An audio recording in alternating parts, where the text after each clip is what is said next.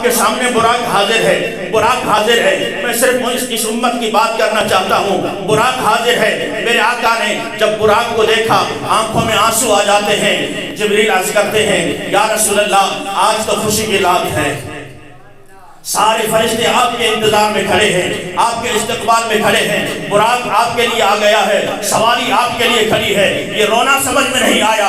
میرے آقا نے فرمایا کہ جبریل رو اس لیے رہا ہوں، آج رب تعالیٰ نے میرے لیے سواری بھیج دی ہے، کل قیامت کا دن ہوگا، کل قیامت کا دن ہوگا۔ میری گناہگار امت اپنے کاندھوں پر گناہوں کا بوجھ لا دے، جب پل صراط پر آئے گی ان کے لیے سواری کا کون سا بندوبست ہوگا؟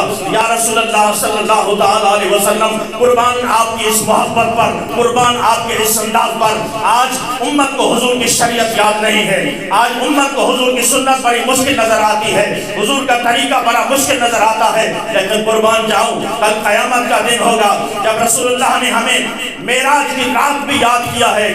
اور داتا گنج بخش رحمۃ اللہ علیہ کیا فرماتے ہیں کشف المحجوب میں؟ حضور داتا گنج بخش فیض عالم مظہر نور خدا ناکسارا پیر کامل آرا رہنما۔ ارے تمہیں کیا پتا کہ آقا ہم سے کتنا پیار فرماتے ہیں؟ داتا گنج بخش رحمۃ اللہ علیہ فرماتے ہیں کہ جس مقام پر معراج کی رات حضور علیہ السلام تشریف لے گئے نا، لا مقام پر سدرۃ المنتہا سے بھی آگے لا مقام پر، اور جس مقام پر آپ کو فائز کیا گیا، آپ کہتے ہیں کہ آپ کو اگر اپنی امت کا خیال نہ ہوتا تو حضور کبھی بھی معراج سے واپس تشریف نہ لاتے، کبھی بھی واپس تشریف نہ لاتے۔ آپ کا واپس آنا صرف امت کے لیے تھا، صرف امت کے لیے تھا۔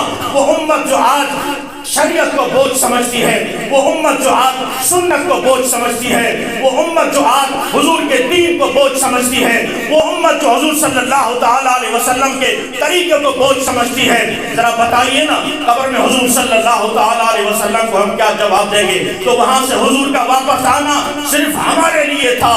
اللہ اکبر۔ جب جبریل نے عرض کی نا یا رسول اللہ سوار ہو جائیے، میرے آقا نے آنسو بہائے تو رب تعالیٰ نے فرمایا کہ اے جبریل میرے آقا کو خوشخبری دے دو، پیغام دے دو کہ کل قیامت کے دن تیری امت کے لیے سواری کا بندوبست بھی ہو جائے گا، اہتمام ہو جائے گا۔